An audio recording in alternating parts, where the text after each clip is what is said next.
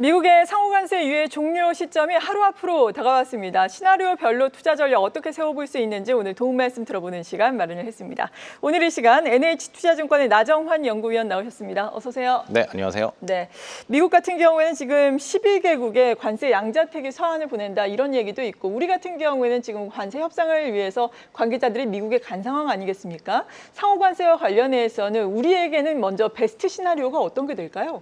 당연히 베스트 시나리오 네. 관점에서 봤을 때는 관세를 이제 상호 간에 부과를 안 하는 게 베스트 시나리오이겠지만 현실적인 관점에서 봤을 때 저희가 바랄 수 있는 건 한 10% 정도의 상호 관세 정도가 아닐까라고 생각하고 있고 이것도 지금 당장 10% 정도의 상호 관세가 부과되는 게 확정적인 것도 아닐 뿐더러 지금 협상이 사실상 뭐 최근에 그 협상하시는 분들의 기사를 봐보면은 좀 어려운 상황이다, 난항을 네. 겪고 있다라고 언급이 되고 있어서 협상 자체가 좀 이렇게 잘 되고 있는 상황은 아니지만 그래서 현 시점에서 저희가 베이스 시나리오로 볼 수 있는 거는 관세의 부과 자체가 조금 협상 기간을 좀 더 연장해서 관세 부과 시점이 지금 베센트 재무장관은 8월 이제 1일부터 부과하겠다라고 말을 네. 하고 있는데 그 시점을 조금 이렇게 연기하는 게 저희 시점에서는 좀 베이스 시나리오 정도가 아닐까.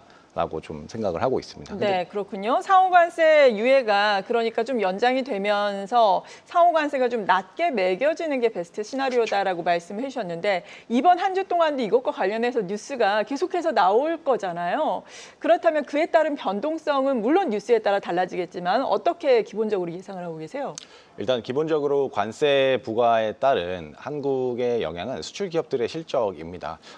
사실 수출 증가율이 상반기에 보면은 뭐 5월 달까지는 다소 좀 부진했고 6월 달 수출 증가율 자체는 플러스로 전환을 했는데 저희가 생각할 때 전반적으로 2025년 자체는 관세 영향권 아래에 있는 그런 연도이기 때문에 수출 증가율이 둔화될 수 있고 이에 따라서 기업 실적 전망치, 특히 수출 기업 중심으로 기업 실적 전망치 자체가 좀 하향 조정될 수 있다라고 저희는 생각하고 있어서 그런 점에서 봤을 때는 이 주가가 먼저 이렇게 선행해서 오른 점에 대해서는 조금 부담 요인이 될 수 있고 차익 실현 요인으로 작용을 할 수 있는 그런 충분한 요인이다 정도로 보시면 될 것 같습니다. 네, 변동성이 하방으로 좀 압력을 확대를 하면서 받아갈 수 있을 것이다라고 말씀해 주셨고 지난주에 중요한 것은 또 대내적으로 보자면은 상법 개정안이 국회를 통과를 했다라는 점 아니겠습니까? 상법 개정안 통과 하루 전부터 지주사라든지 이런 관련된 종목들은 차익 실현 매물이 나오기도 했는데 앞으로는 어떻겠습니까?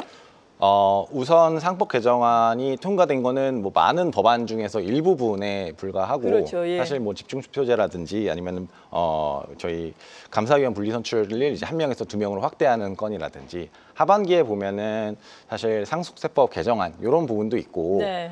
배당을 분리과세하는 그런 법안도 예정이 되어 있거든요. 그래서 사실 상법 개정안의 일부분이 통과됐고 향후에 나올 법들이 더 많다라는 점에서 저희는 네. 아직 지주 관련 이런 모멘텀은 죽은 건 아니다 정도로 생각을 하고 있고 일단 우려하시는 분들은 다 이제 PBR 관점에서 봤을 때 1배가 넘어갔는데 여기에서 더 갈 수 있냐.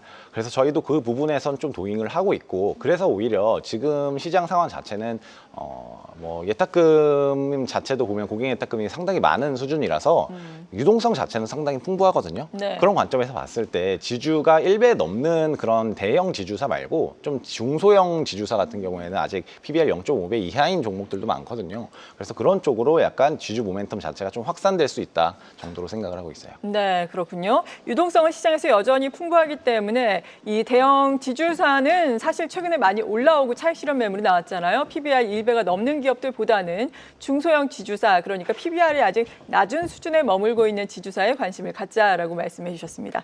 그리고 지금 시장 같은 경우에는 약간의 조정 가능성에 대해서 앞서서 언급을 해주셨지만 그래도 유동성은 풍부하고 하반기 우리 지수에 대한 기대감은 여전히 있는 상황이잖아요. 지금 하우스에서는 전망을 어떻게 보고 계신가요? 저희는 조금 시점을 길게 해서 내년 네. 상반기 정도까지 봤을 때 한 3,600포인트 정도는 가능하겠다 정도로 전망을 내고 있습니다. 뭐 여기에 대한 근거는 사실 뭐 여러 가지가 있는데 압축적으로 말씀드리자면은 일단 첫 번째는 달러 약세 기조가 어느 정도 네. 하반기까지는 이어질 것 같다.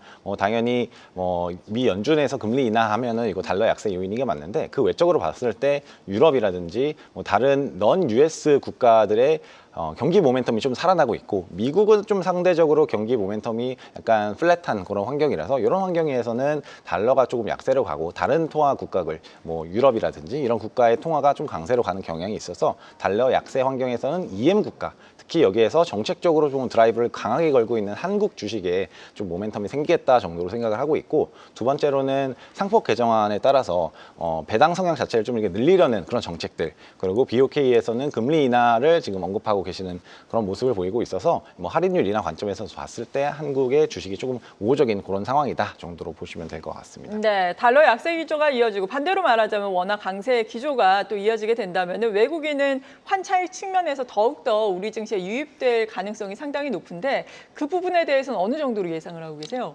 보수적으로 봤을 때 2024년, 그러니까 작년도 연초 이후에 밸류 프로그램 기대감 때문에 외국인 자금이 상당히 많이 들어왔다가 7월 고점으로는 연말까지 30조, 그리고 올해 같은 경우는 연초 이후로 한 10조 정도 이렇게 빠져나갔었는데, 그 자금들이 과거의 외국인 지분율 평균 수준으로 정도만 돌아온다라고 가정을 하면은 저희는 한 13조 원 정도? 그 정도 순매수액은 외국인 관점에서 좀 들어올 수 있다라고 생각을 하고 있어서, 네. 그 정도 관점을 봤을 때 좀 그 유동성 측면에서 봤을 때 대기하고 있는 자금은 많다라는 점에서 주가의 하방은 어느 정도 지지가 되지 않을까 정도로 좀 생각을 하고 있습니다. 네, 그리고 또 내일 삼성전자의 잠정 실적과 관련해서도 확인을 해봐야 되겠는데 앞서서 도움 말씀을 들어봤지만 추가적으로 2분기 실적은 안 좋겠지만 그래도 이 부분이 바닥이라면은 하반기 실적을 우리가 기대를 하면서 관전 포인트로 삼아야 될 것은 어떤 것들이 있나요? 사실 맞습니다. 하반기 실적이 가장 중요하죠. 네. 2분기 실적 자체에 대한 기대감은 그렇게 크지는 않은 것 같습니다. 실적의 그 2분기 영업이익 컨센서스가 지금 한 6조 원대 정도로 형성이 되어 있는데, 이게 최근에 나오는 리포트들을 보면 계속 하향 조정되고 있어서 한 5조 원 초중반 여기 정도까지 나올 수도 있겠다 하는 우려가 조금 있습니다. 그래서 지금 2분기 실적에 대한 기대감은 없지만 하반기가 그래도 실적의 바닥을 짚고 그 이후에는 좀 반등하는 모습이 나오면은 그래도 기대해 볼 수 있지 않겠냐. 라는 게 저희의 생각인데, 결국 이걸 결정짓는 거는 삼성전자의 뭐 HPM 납품 이 이슈가 네. 여전히 관건이다 정도로 보시면 될 것 같고, 오히려 저희는 이제 삼성전자 관점에서 투자 캐펙스를 조금 이렇게 늘리고 있는 그런 모습들이 관측이 되고 있어서, 그런 관점에서 삼성전자 밸류 체인에 있는 그런 IT 장비주 이런 업종에도 좀 기회가 있지 않을까 정도로 생각을 합니다. 네, 그리고 2분기 실적 시즌 우리가 기대를 해볼 수 있는 산업군, 업종들은 어떤 게 있다고 보세요? 2분기는 사실 실적 측면에서 그렇게 크게 기대할 거는 없는데, 저희가 생각하는 거는 중국인 관광객 유입자 수가 상당히 조금 많이 늘어났어요. 그래서 네. 오늘도 같은 거 보면은 최근에 뭐 카지노 관련된 종목들도 많이 좋죠. 오르고 있는데, 저희가 생각하는 거는 좀 큰 종목 관점에서 봤을 때 화장품, 그 중에서도 중국인들이 소비하고 있는 화장품, 뭐 대표적인 게 아모레 퍼시픽 정도가 있겠죠. 그래서 그런 관점에서 화장품주를 좀 이렇게 봐야 된다 정도로 말씀을 드립니다. 네, 또 이번 주에는 여러 가지 이벤트가 있습니다. 한국은행의 또 금융통화 결정회의가 예정이 돼 있는데 이번에는 물론 동결이 지금 우세하게 예상이 되고 있는데 하반기에는 통화정책의 기조는 어떨 것으로 보세요? 하반기에 저희 하우스에서는 2회 정도 인하를 여전히 보고 네. 있습니다. 지금 2.5%인데 2회, 그러니까 25bp씩 두 번씩 내려서 2.0%까지 가지 않을까 정도로 생각을 하고 있고, 아무래도 정부의 그 재정정책 측면에서 봤을 때 조금 이 내수를 부양하고자 하는 의지가 있어서 그런 관점에서 봤을 때 한국은행도 마찬가지로 좀 이 침체된 이 내수를 부양하자라는 그런 관점에서 금리를 좀 인하하는 기조로 정부하고 같이 가는 그런 모습을 보일 거라고 저희는 생각을 하고. 네, 미 연준의 통화정책 기조도 당연히 우리의 관심사잖아요. 과연 2회 인하를 할 수 있을 것인가, 1회 인하에 그칠 것인가, 이 통화정책의 연준의 선택은 앞으로 어떨 것으로 보세요? 연준의 선택도 상당히 중요하죠. 사실 그렇죠. 7월 달에 대해서 뭐 인하를 할 수도 있다라고 연준 위원들이 가끔 이렇게 언급을 하고 네. 계시긴 하지만, 저희는 조금 보수적인 관점에서 7월은 좀 쉽지 않지 않을까. 아무래도 파월 의장께서 계속 말씀하시는 게 이제 관세에 따른 인플레이션 영향을 계속 봐야 된다라고 계속 언급하고 계셔서, 이 관세에 대한 영향이 인플레이션까지 나타나기까지는 시간이 조금 걸릴 수밖에 없거든요. 그런 관점에서 빨라야 9월 정도이지 않을까 정도로 생각하고 있고, 네. 점도표에서는 일단 2회 정도 인하라고 하는데, 저희도 한 그 정도, 그러니까 정책이 어느 정도 효과를 보려면 그냥 1회 정도에서 멈춰서는 조금 효과를 보기 쉽지 않아서, 만약에 이 금리 인하 시점이 정말 뒤로 미쳐진다 그러면은 뭐 연말에 한 번 하고 내년으로 넘어갈 수는 있겠지만, 올해 정도에 시작을 한다라고 봤을 때 한 2회 정도가 적당하다 정도로 보고 있습니다. 네, 미국에서는 첫 금리 인하 시점 9월이 될 가능성이 높다. 연내 2회 이에 따라서 두 차례 인하 가능성이 높다라고 평가를 해주셨습니다.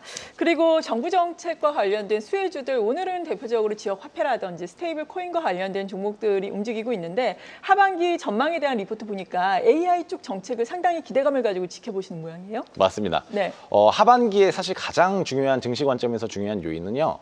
정부의 정책입니다. 근데 정부의 정책들이 상당히 많죠. 근데 정부도 아무래도 우선순위가 있다 보니까 가장 크게 초점을 맞추고 있던 부분이 상법 개정안이었던 거고 네. 그 이후에 이제 2차 추경안에서 소비 쿠폰 요게 내수 진작을 하는 정책에서 두 번째였던 거고 이제 그 이후에 다른 정책들이 뭐가 있냐라는 건데 세 번째로는 저희가 생각하는 거는 이제 AI 투자에 대한 정책이 그 다음이 되지 않을까 정도로 생각을 하고 있습니다. 그래서 지금 AI 3대 강국을 만들겠다라고 네. 지금 이재명 대통령께서 말씀을 하고 계시는데 그거 기조를 생각을 하면은 한국에서 대표적으로 뭐 LLM을 자체적으로 개발하고 있는 기업들 뭐 네이버라든지 KT라든지 뭐 LG AI 연구소라든지 그런 기업들에 좀 기회가 있지 않을까 정도로 생각을 하고 있습니다. 네, 이 중에서 혹시 탑픽 종목을 꼽아주신다면요? 저희는 LG CNS를 조금 우호적으로 생각을 하고 있어요. 아무래도 그 LG AI 연구소에서 개발하고 있는 엑사온 3.5가 조금 그 AI 그 성능 측면에서는 조금 압도적인 성능을 갖고 있지 않나 정도로 생각하고 있어서 사실 이쪽에 조금 기회가 있을 거다 정도로 생각을 하고 있습니다. 네, 그리고 하반기 국내 증시에 핵심 변수가 있다면 어떤 것들이 있을까요? 굳이 따지자면요. 사실 증시 자체는 굉장히 좋을 것 같은데 리스크 요인이라면은 아까도 잠깐 언급을 드렸는데 미 연준이 혹시라도 인플레이션에 계속 그 관점을 두고 혹시라도 관세 협상이 계속 늦춰지게 된다면은 이 인플레이션 영향 자체도 늦게 나타나니까 그거에 우려해서 연준이 금리 인하 시점을 뒤로 미룬다라고 하면 이게 조금 리스크 요인으로 작용할 수 있겠죠. 아무래도 저희가 3,600을 전망하는 그런 기본 가정 중에 하나가 이제 금리 인하, 그러니까 할인율 인하는 어느 정도 반영을 해놨는데 그 시점 자체가 뒤로 밀리면은 아무래도 주가 자체도 조금 뭐 상당히 좀 내려갈 수도 있고 좀 지수가 출렁일 수 있는 그런 요인으로 작용할 수 있는 게 연준의 금리 인하 후퇴 가능성 요거 정도로 보고 있습니다. 네, 마지막으로 하반기 포트폴리오 전략으로는 더블 엣지 전략을 써주셨더라고요. 더블 엣지 전략이라는 게 어떤 것인지 소개를 해주시면서 이 시간 마무리를 지을까요? 네. 더블 엣지 전략은요, 엣지, 그러니까 양극단에 있는 주식을 다 가져가자라는 겁니다. 그러니까 하반기 정책이 가장 중요하다고 말씀을 드렸는데요. 정책 중에서 가장 중요한 건 저희가 생각하는 상법 개정안, 그리고 다른 한쪽으로는 AI 쪽 투자. 그래서 저 PBR, 그러니까 지주 관련된 극저 PBR을 가져가고 반대로 성장주, 그러니까 AI 관련돼서 PR이 높은 그런 성장주를 AI 관련된 성장주를 가져가자라는 관점에서 이 양극단에 있는 업종들 다 가져가자라는 관점에서 더블 엣지 전략이라고 말씀을 드렸습니다. 네, 요즘 시장에 필요한 전략까지 알아봤습니다. NH투자증권의 나정환 연구위원이었습니다. 고맙습니다. 감사합니다. 계속해서 다양한 경제 이슈를 알고 싶다면 구독과 좋아요, 알림 설정 부탁드립니다. AI 캐스터 권미정이었습니다.